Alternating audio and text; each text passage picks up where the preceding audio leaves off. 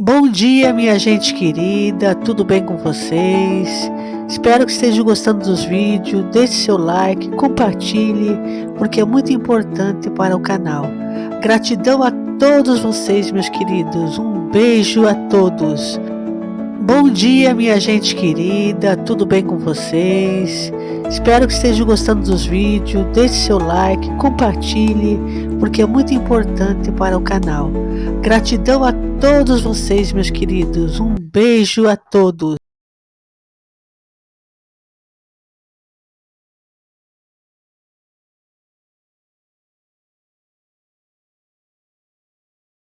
A campanha eleitoral manchada de sangue. O candidato do PSL à presidência, Jair Bolsonaro, é esfaqueado em Juiz de Fora. Fontes do Jornal Nacional revelam a gravidade dos ferimentos. Segundo elas, na mesa de cirurgia, médicos suturaram lesões nos intestinos e numa artéria. E que o quadro dele é estável, fora de perigo agudo e imediato. A polícia prende o agressor, que confessou o crime e disse que agiu por conta própria. Meus amigos, o negócio tá feio, porque o presidente Trump já sabe exatamente quais são os ministros do STF que supostamente teria envolvimento ou articulado contra a vida de Bolsonaro na campanha presidencial de 2018. E ele não só já está sabendo, como está sedento por justiça e decidiu ir até o fim. E eu te pergunto, você acredita que realmente os ministros do STF e nomes poderosos da política brasileira possam ter tido envolvimento direto ou indireto na facada de Adélio Bispo contra Bolsonaro? Gente, antes de seguir com esse vídeo, eu quero dar um esclarecimento. Nós não estamos aqui acusando ninguém. O que você vai ouvir aqui é a reprodução e análise que já circula amplamente na internet, em vídeos, postagens, documentos e declarações. Nosso papel aqui é informar e abrir espaço para que o povo julgue. O fato é que o cerco está se fechando. E a pergunta que incomoda muita gente é: quem pagou os advogados de Adélio Bispo? Por que determinadas provas sumiram? Quem impediu que certas imagens e documentos foram divulgados? E por que agora, justamente agora, esse assunto volta com tanta força? Nos bastidores de Brasília, o clima é de medo, é de tensão, reuniões de porta fechada, mudanças de discurso, movimentações discretas, peças do tabuleiro que antes pareciam intocáveis começam a ser citadas em listas e dossiês que já teriam atravessado fronteiras e chegado às mãos de autoridades norte-americanas. E antes de eu mostrar para vocês a reação de Trump ao ter, segundo denúncias, provas na mão sobre quem seria o responsável pelo atentado que visava executar Bolsonaro, eu quero pedir a tua ajuda. Por favor, eu te peço, deixe o like agora mesmo para que a plataforma não enterre esse vídeo. Esse vídeo é fortíssimo e precisa que as pessoas vejam e ficam sabendo de tudo que está acontecendo. Então deixe um joinha, compartilhe esse vídeo. Quem não é inscrito, inscreva-se aqui no canal ativando o sininho das notificações. Aqui nós abordamos assunto referente à política e à religião. E seja muito bem-vindo e bora reagir a esse vídeo comigo agora. O que foi vazado é mais grave do que qualquer coisa que você já ouviu falar.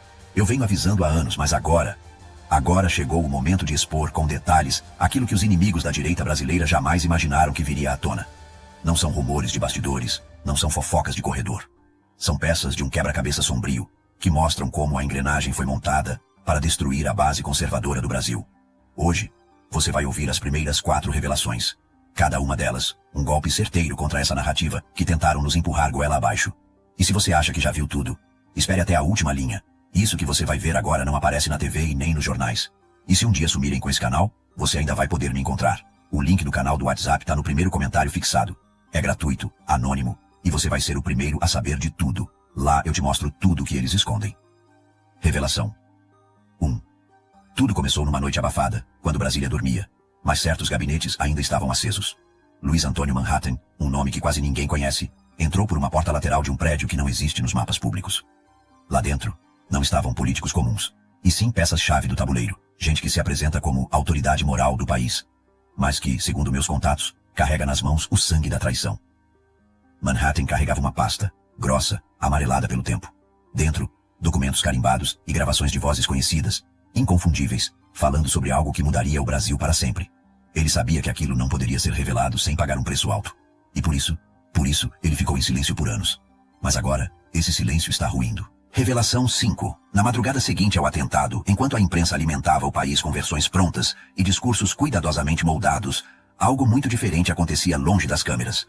Um grupo restrito de agentes da Polícia Federal, selecionados a dedo e sem uniforme para não chamar atenção, entrou discretamente em um prédio antigo no centro de Belo Horizonte. Não havia sirenes, não havia carros identificados, apenas passos rápidos e olhares atentos. Segundo a denúncia, eles não estavam ali por acaso. Tinham recebido poucas horas antes informações de uma fonte anônima sobre um endereço que poderia conter peças-chave para entender quem realmente financiava o que havia acontecido. Ao abrir uma das salas, encontraram maletas pretas alinhadas no chão, todas idênticas, fechadas e com cadeado simples. Ao romper os lacres, o que viram deixou claro que aquilo não era um achado qualquer. Montes de dinheiro vivo, empilhados e amarrados com tiras de papel que ostentavam lacres bancários intactos. A contagem inicial, feita de forma rápida e manual, aproximava-se de R$1 milhão. Nenhuma nota registrada no sistema, nenhum documento que explicasse a origem, nenhuma prova de que aquilo tivesse passado por qualquer controle oficial. O detalhe mais inquietante, e que até hoje provoca arrepios em quem conhece a história, foi a ligação direta daquele endereço a um dos advogados de Adélio. Não era um depósito abandonado, nem um espaço improvisado.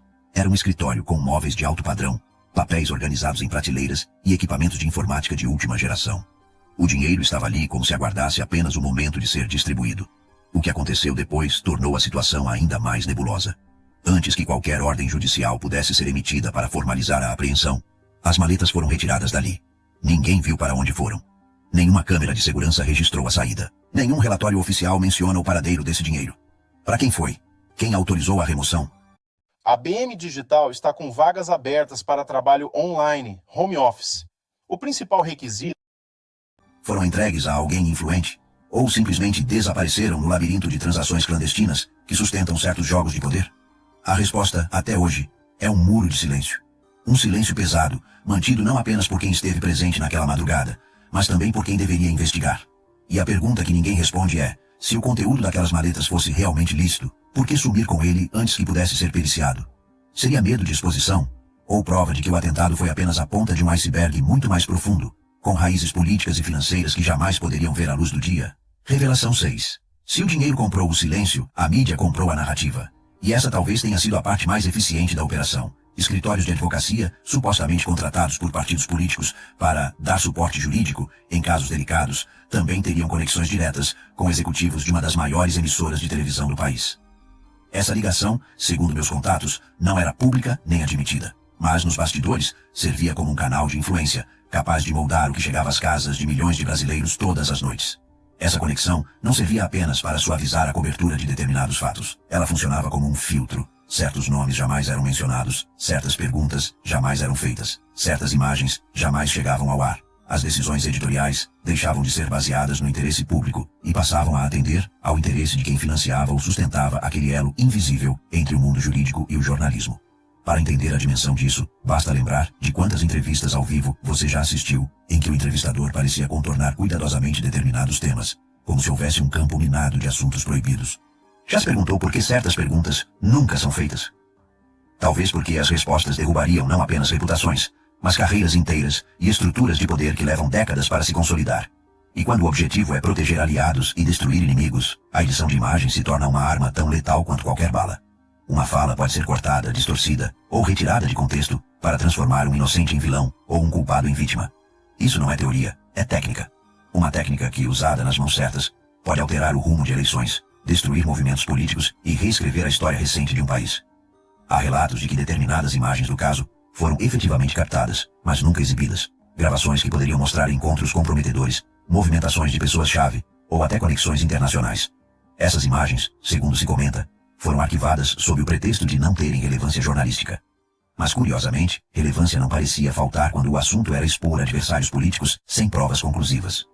O que permanece é a sensação de que, enquanto uma parte da verdade era maquiada para o consumo público, outra era cuidadosamente enterrada nos arquivos confidenciais de quem controla o que você vê e ouve. E essa é talvez a maior arma de todas, a capacidade de decidir não apenas o que será contado, mas também o que jamais será conhecido. Então fica a pergunta que incomoda. Se todas essas conexões entre advocacia, partidos e mídia forem reais, até que ponto o que acreditamos ser informação não passa de um roteiro escrito para manter o poder onde sempre esteve? E se um dia esse roteiro for exposto na íntegra, será que descobriremos que muito do que consideramos verdade nunca passou de uma encenação bem produzida? Revelação 7. Entre as figuras que começaram a aparecer nas investigações internas, um nome chamou a atenção: Luiz Roberto Barroso. Não por declarações públicas, entrevistas ou discursos inflamados, mas por algo que até pouco tempo circulava apenas nos corredores mais restritos: conexões empresariais obscuras, com vínculos a contratos bilionários junto ao próprio governo. Esses contratos, segundo fontes internas, não eram meros negócios protocolares, mas engrenagens de um esquema que movimentava cifras colossais, escondidas atrás de licitações limpas e acordos internacionais aparentemente legítimos. A questão que deixou investigadores em alerta foi o rastro documental, que começava a se formar, ainda que de maneira fragmentada. Pequenas pontas soltas, planilhas incompletas, menções cifradas em mensagens e reuniões sigilosas apontavam para algo que, se unificado, poderia configurar um caso de repercussão global. É nesse ponto que a sombra dos Estados Unidos surge no horizonte. Havia, segundo relatos, um temor real nos bastidores: o de que o nome de Barroso pudesse acabar mencionado em um relatório internacional, potencialmente preparado por órgãos de inteligência americanos, e que tal documento servisse de base para a aplicação da Lei Magnitsky, um instrumento letal contra figuras políticas, congelando bens, impondo restrições de viagem e manchando reputações de forma irreversível. O medo de sanções pessoais não é algo abstrato nesse cenário. Basta uma assinatura em Washington para transformar uma carreira política em ruínas, cortar o acesso a contas bancárias, encerrar contratos e colocar um alvo invisível sobre qualquer aliado. Fontes próximas afirmam que esse temor foi combustível para movimentos estratégicos recentes. Houve discretamente uma reorganização de peças no tabuleiro. Aliados foram reforçados, inimigos foram afastados, e vozes potencialmente perigosas para a narrativa oficial foram neutralizadas com promessas ou ameaças veladas. Mas o problema de uma blindagem política é que ela nunca é permanente. O que hoje está protegido por alianças e acordos pode amanhã ser exposto por um único vazamento. E nesse caso, um simples documento oficial vindo de fora do Brasil teria o poder de furar qualquer bloqueio interno.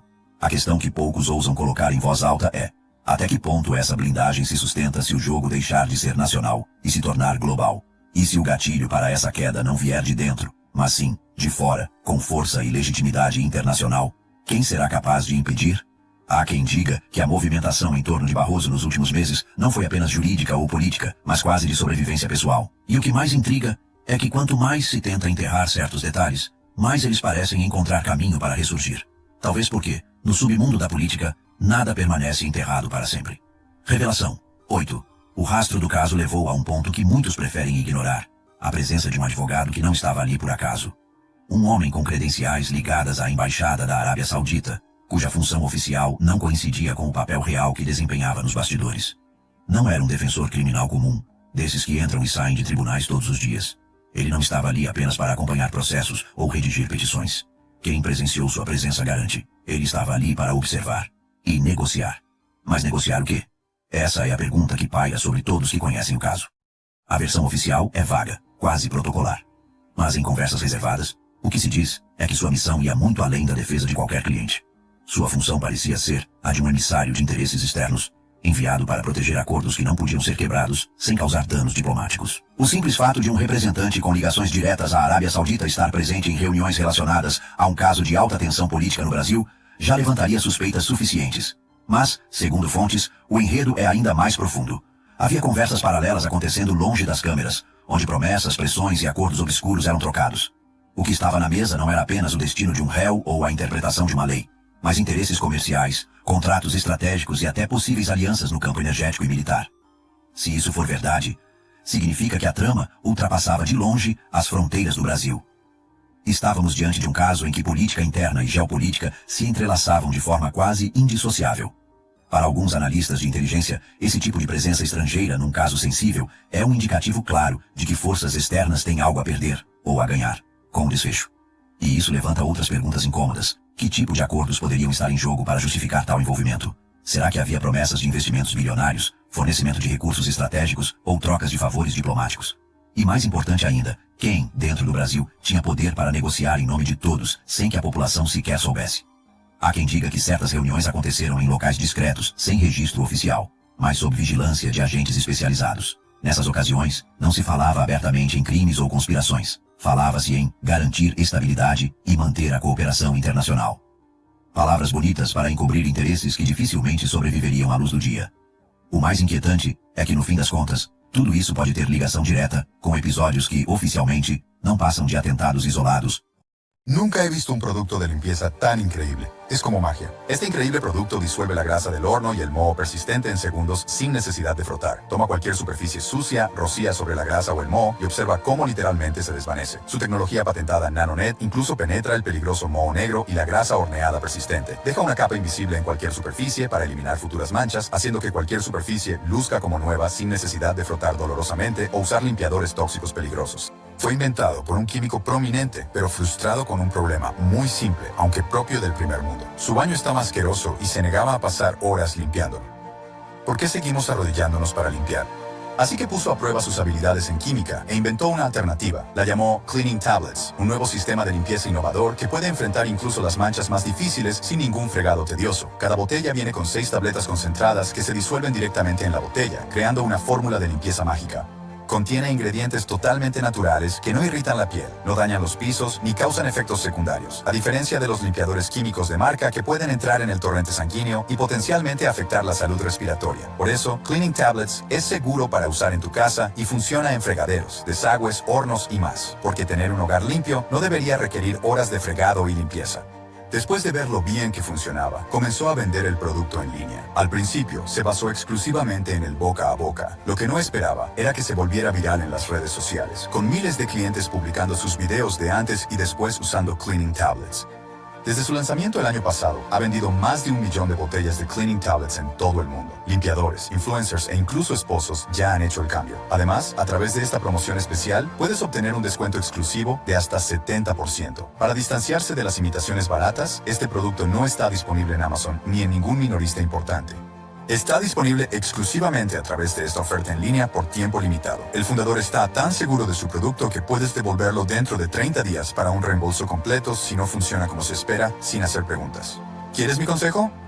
Si usted o un ser querido tiene un horno grasiento o un baño sucio y están listos para actuar, haga clic en el enlace de abajo para obtener hasta un 70% de descuento en su compra. Esta es una oportunidad por tiempo limitado mientras duren las existencias y el precio puede aumentar en cualquier momento. ¿Por qué arriesgarse a comprar a precio completo mañana cuando puede comprar con garantía hoy? Haz clic en el enlace de abajo para visitar el sitio web oficial y reclamar tu descuento o arriesgarte a pagar el precio completo mañana.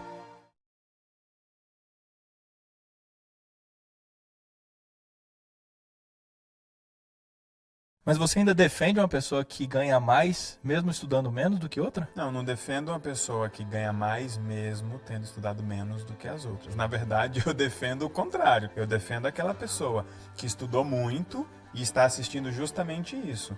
Outras pessoas ganharem mais mesmo tendo estudado menos. Mas por que eu defendo essa pessoa? Não estou defendendo ela contra aquela que ganha mais do que ela. Porque ela não está perdendo para aquela pessoa, ela está perdendo para ela mesma. Ela bateu no teto financeiro, e teto financeiro, Ramon, é emocional. Não é sobre conhecimento, não é sobre capacidade. Qual a sua formação? Eu sou engenheiro. Graduado, pós-graduado? Mestrado, fui bem na minha turma. Como você estava há 5 anos atrás? Melhor perguntada de hoje. 5 anos atrás eu tinha me formado, estava morando em cima da casa dos meus pais lá e tentando me virar, mas... Já tinha mestrado? Já tinha mestrado. E não estava conseguindo ganhar dinheiro? Não. Você estava no seu teto financeiro, mesmo tendo 2 diplomas, um de graduação e um de mestre. O que impede as pessoas de ganharem dinheiro hoje não é falta.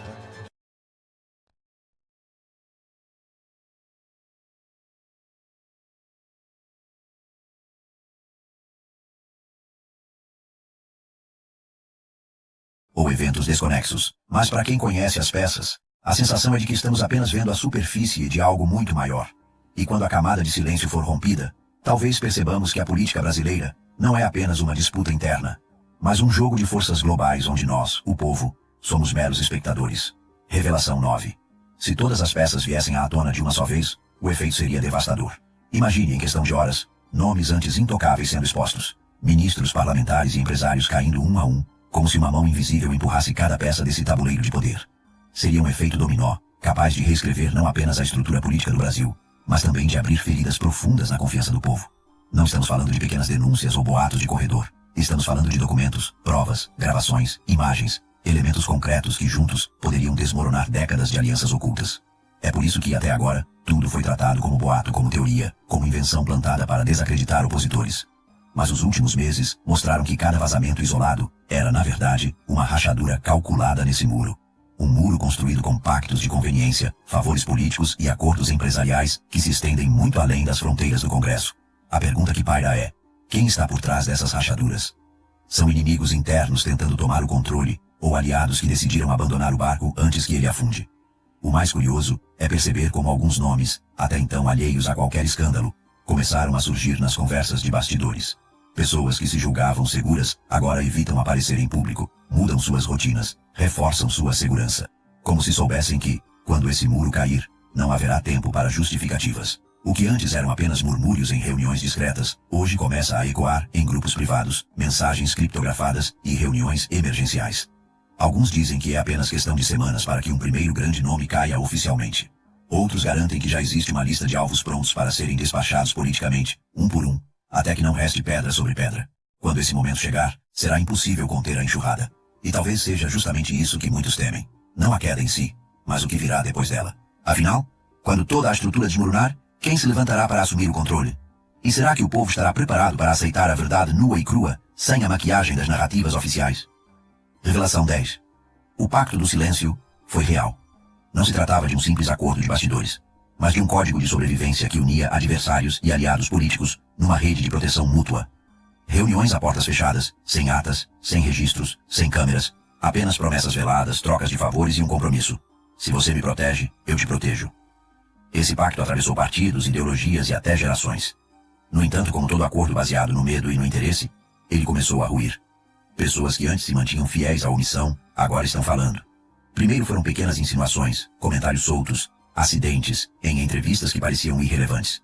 Mas logo vieram os vazamentos, áudios de conversas comprometedoras, imagens de encontros proibidos, documentos que provam mais do que qualquer palavra poderia explicar. No início, tudo começou como sussurros abafados, ecos que se perdiam na velocidade das notícias manipuladas pela grande mídia. Mas os sussurros se tornaram gritos, e os gritos começaram a encontrar eco nas redes, nos blogs independentes, nos canais que ousam desafiar a narrativa oficial. O que poucos admitem é que parte dessas revelações não é fruto de coragem, mas de sobrevivência. Quando o barco começa a afundar, muitos preferem entregar um segredo para salvar a própria pele.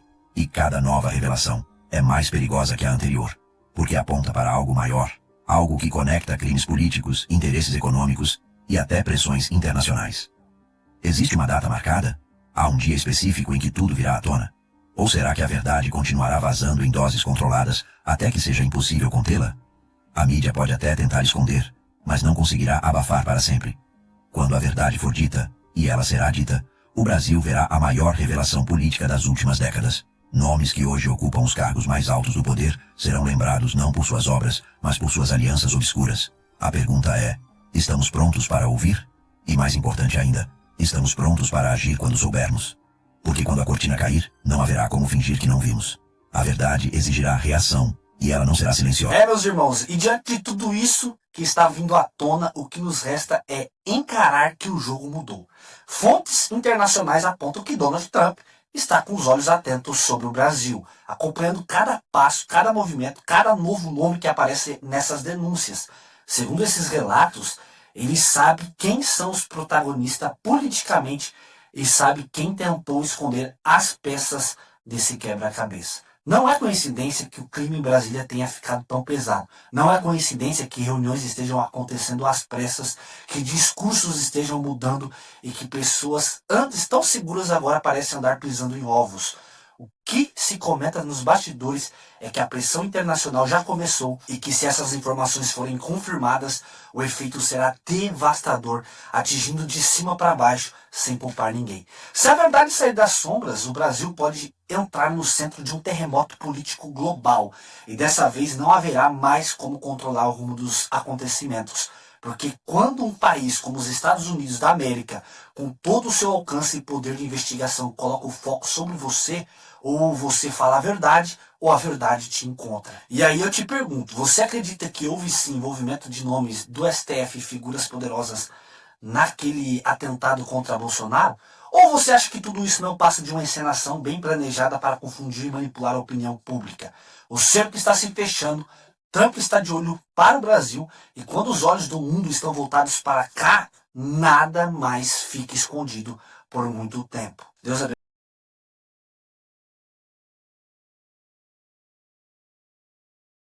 Ontem fomos surpreendidos com um avião da Força Aérea Americana, utilizado comumente pela CIA, que pousou no Brasil. Especulações estavam sendo feitas sobre isso. Hoje o Brasil amanhece com essa imagem. Agentes da Receita Federal foram realizar alguma fiscalização no avião. Mas o que eu quero mostrar para vocês é uma coisa que ninguém se atentou. Estão vendo esse cara com as mãos levantadas? É um tripulante dessa aeronave. Mas preste bem atenção naquela tatuagem embaixo do braço. Vão dizer para vocês que são só agentes consulares e que o procedimento é comum. Mas não é. A tatuagem que aquele cara tem é como essa. Ele é um força especial do exército americano. Ele é da Força Delta. Para você ter noção, o que é o Força Delta? São os caras que pegaram Saddam Hussein. Esses caras são a elite da elite do exército americano. Eles combatem terrorismo. Exatamente na mesma semana que o governo americano envia mais de 4.000 homens à América Latina para combater cartéis. O governo brasileiro vai negar isso, pode ter certeza. Você não verá essa informação na imprensa tradicional, mas com certeza tem coisa aí. O governo americano irá combater o narcotráfico em toda a América Latina, inclusive no Brasil. Daqui um pouquinho vai sair notícias dizendo que são agentes consulares, mas eu avisei. Delta Forces, sejam muito bem-vindos. Que comecem os jogos. Hoje às 22 horas vou trazer com exclusividade aos membros da comunidade Chiquini tudo o que está por trás disso. Ontem fomos surpreendidos com um avião da Força Aérea Americana, utilizado comumente pela CIA, que pousou no Brasil. Especulações estavam sendo feitas sobre isso. Hoje o Brasil amanhece com essa imagem. Agentes da Receita Federal foram realizar alguma fiscalização no avião. Mas o que eu quero mostrar para vocês é uma coisa que ninguém se atentou. Estão vendo esse cara com as mãos levantadas? É um tripulante dessa aeronave. Mas preste bem atenção naquela tatuagem embaixo do braço. Vão dizer para vocês que são só agentes consulares e que o procedimento é comum. Mas não é. A tatuagem que aquele cara tem é como essa. Ele é um força especial do exército americano.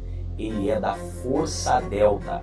Para você ter noção, o que é o Força Delta? São os caras que pegaram Saddam Hussein. Esses caras são a elite da elite do exército americano. Eles combatem terrorismo. Exatamente na mesma semana que o governo americano envia mais de 4.000 homens à América Latina para combater cartéis. O governo brasileiro vai negar isso, pode ter certeza. Você não verá essa informação na imprensa tradicional, mas com certeza tem coisa aí. O governo americano irá combater o narcotráfico em toda a América Latina, inclusive no Brasil. Daqui um pouquinho vai sair notícias dizendo que são agentes consulares, mas eu avisei. Delta Forces, sejam muito bem-vindos. Você já pensou como fazer?